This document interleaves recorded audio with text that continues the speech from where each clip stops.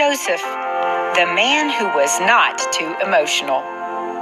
Jacob, now named Israel, had 12 sons. His second youngest son was named Joseph. At first, life seemed very good to Joseph.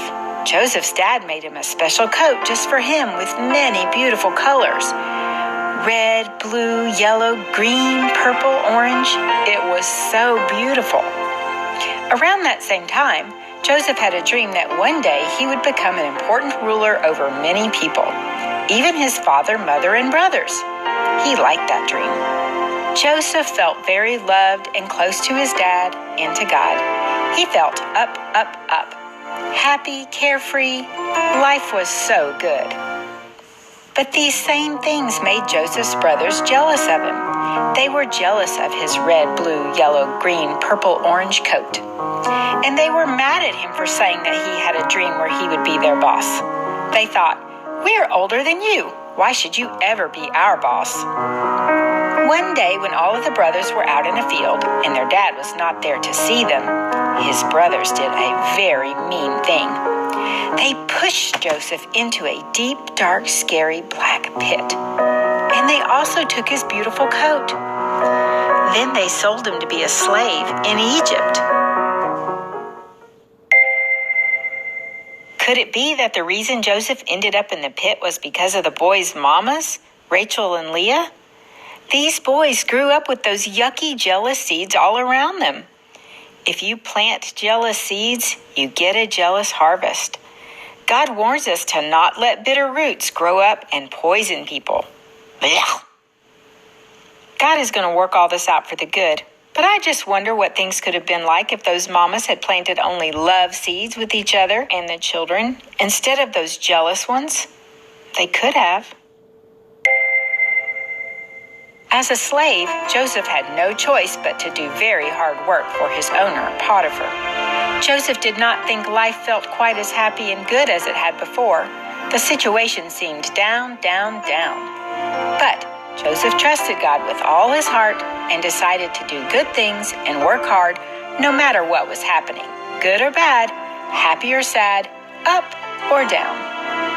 Eventually, Potiphar began to see Joseph was a man who could be trusted because God's blessing was with him. That means that even though things didn't feel fun to Joseph, to everyone else, their lives went up, up, up when Joseph was around. So Potiphar put Joseph in charge of everything in his house. Joseph became the most important of all the slaves. Life started to seem up, up, up again.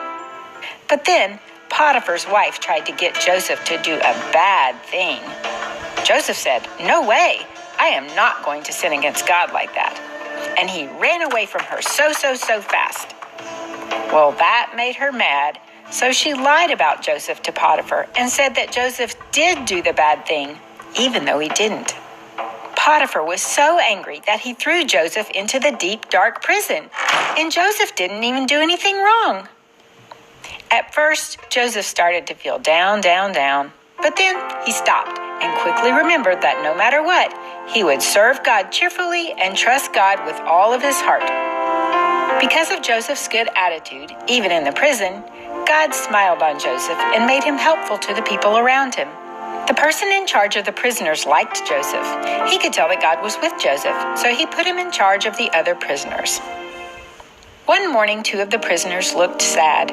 One was a baker, and one was a waiter who used to serve the Pharaoh. When Joseph asked why they were sad, they explained to him that they had both had scary feeling dreams. Joseph said, "God can help us understand dreams. Please tell them to me." They each told Joseph their dreams, and God helped Joseph explain to both of them what their dreams meant. The baker's dream meant down news for the baker, but the waiter's dream meant up news for the waiter because the Pharaoh was going to let the waiter out of prison so he could be his waiter again. So Joseph told the waiter, "When you go serve the Pharaoh, can you tell him about me and try to get me out of here?" But when the waiter went back to serve the Pharaoh, he started only thinking of himself and forgot all about Joseph in the prison. Now, Joseph really wanted out of prison, but he was stable. Do you know what that word means? Stable means that regardless of what he wanted to happen, He kept smiling and loving and serving God and the others in the prison. It didn't matter if life went up or down, up or down. Life wasn't meant to be or feel the same all the time. Joseph simply served God with a good attitude, no matter what happened. Joseph didn't need a reward for doing the hard things, because making God happy was his reward. Joseph waited in prison for 2 more years. Then one day, the Pharaoh had a dream that he was trying to understand, but he couldn't. He was asking everyone in his court. Then, all of a sudden, the waiter remembered Joseph. He told Pharaoh, I know a man who can help. His name is Joseph. He understands dreams. So Pharaoh called Joseph up out of the prison. Joseph told Pharaoh everything his dream meant. There are 7 years when everything is going to look up, up, up. There is going to be so much good weather and yummy food in the land, more than you will need. Then there are going to be 7 years where things are looking down, down, down. There is going to be bad weather and no food growing in the land. Pharaoh said to Joseph, "Oh no, what should we do?"